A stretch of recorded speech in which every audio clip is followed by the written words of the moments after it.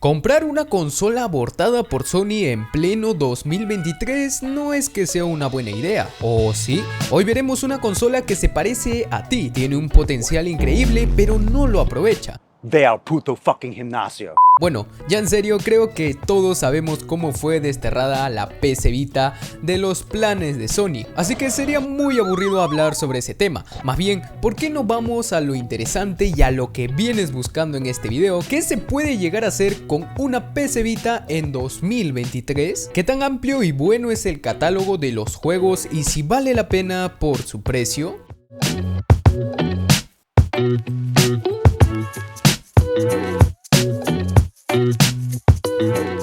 He comprado esta PS Vita de segunda mano para ver qué tan buena consola puede llegar a ser en estos tiempos. Recuerdo que cuando era niño siempre soñé con una consola portátil de Sony. En esos tiempos mi cuerpo se ponía en modo automático y me dirigía de frente hacia la sección de consolas para contemplar a la PSP y PS Vita. Ya sabemos cuál fue más exitoso que el otro, pero también somos conscientes de la superioridad e innovación en cuanto al hardware de la PS Vita. Cosas como integrar una pantalla OLED, al menos en el modelo FAT, un panel táctil trasero, dos cámaras, dos analógicos como en los mandos de aquellas épocas y hasta modelos con exclusividad de soportar 3G. Vamos, que podías meterle un chip con datos y jugar online sin necesidad de estar pegado a una red Wi-Fi. Cosas que hoy en día prácticamente no integran en ninguna consola portátil. Es más, con decirte que ni siquiera micrófono trae la consola más portátil exitosa de estos tiempos.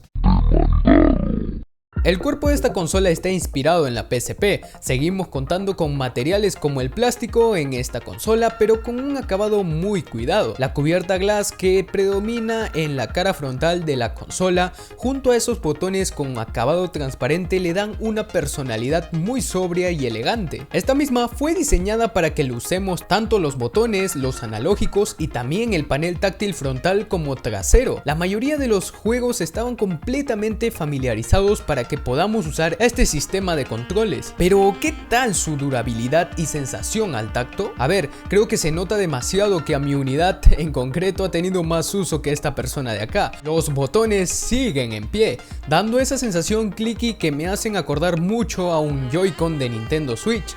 Los analógicos son muy diminutos pero muy resistentes al drift. Hasta ahora no he tenido ningún tipo de problema. Lo que sí tiene un tacto muy a botón de membrana de baja calidad son los gatillos superiores de la consola, el R y el L. No soy muy fan de su recorrido al hacer presión puesto a que estos tienen mucho juego.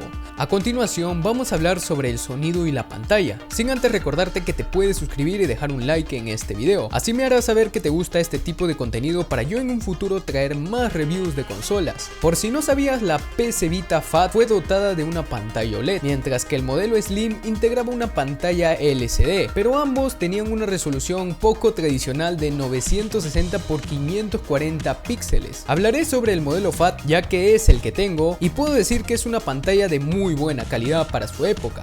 No digo que actualmente se viera mal, pero sí es verdad que me ha dejado algunas inquietudes, como que el rango del brillo entre lo más bajo y lo más alto es muy corto. Básicamente si juegas de noche vas a estar así.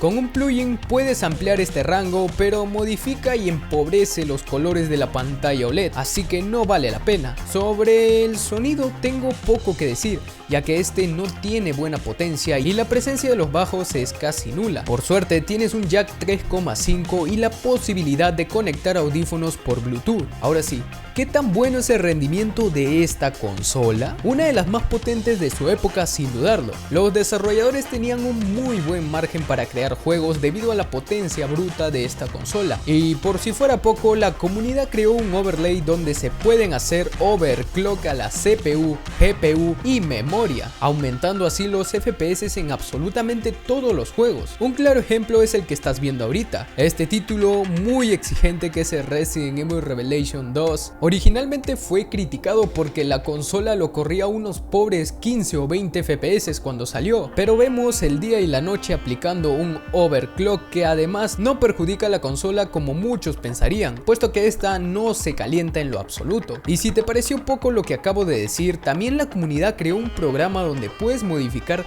la resolución y deslimitar los FPS de algunos juegos. Es que simplemente correr God of War a resolución nativa y con 30 FPS estables es un deleite total. Comenta este Mojin si tú también eres fanático de esta saga del dios de la guerra. Sabiendo lo anterior, es obvio que los juegos correrán mejor de los que Sony tenía pensado en aquella época, pero gracias a la hermosa comunidad esto no acaba aquí. Poco a poco se integraron ports de Android y PC a esta consola. El mejor ejemplo y que marcó la infancia de muchos es el GTA San Andreas. Una joyita correrlo en esta PC Vita, y por más de que no pueda sacarle los mejores gráficos o 30 FPS estables, se nota el cariño que le puso la gente a esta consola, cariño que le faltó poner a Sony. Y así podría estar horas hablando de los ports que hay para la PC Vita, como Max Payne, la mayoría de los GTA y hasta juegos multijugador de disparos creados por una persona en su casa. Y espera que aún no hemos terminado, porque si tenemos que decir que es la mejor consola para correr juegos de PSP, no estaríamos equivocados. Todo el catálogo de PSP en la palma de tu mano, ya que no solo los juegos funcionan perfectos, sino que también, por si no lo mencioné antes, podemos descargar juegos de la PC Vita, PSP, PlayStation 1 y algunos ports con tan solo pulsar un botón. De todo esto se encarga una aplicación que funciona como una especie de Play Store, y creo que ya lo descubrirás por ti mismo cuando liberes esta consola. Y sí, mencioné PlayStation 1 porque también se puede ejecutar juegos de esta consola, y como es de esperarse, no hay ningún tipo de problema. Silent Hill era uno de mis terrores cuando era chico, y ahora me lo estoy pasando en una de las consolas que nunca pensaba tener. La nostalgia y la historia que hay detrás de este proyecto abandonado de Sony es al día de hoy lo que le da valor, puesto a que su precio no es barato del todo, rondando al menos en mi país los $140, precio que es justificado solo si verdaderamente le tienes cariño a esta consola junto a sus exclusivos, ya que para correr juegos de PSP, PC1 o incluso emular con RetroArch diferentes tipos de consolas retro, hay hardware mucho más barato. Así que esta fue mi review después de usar una gran consola por algunos meses. Yo soy Suárez, el Lava, y nos estaremos viendo en un próximo video.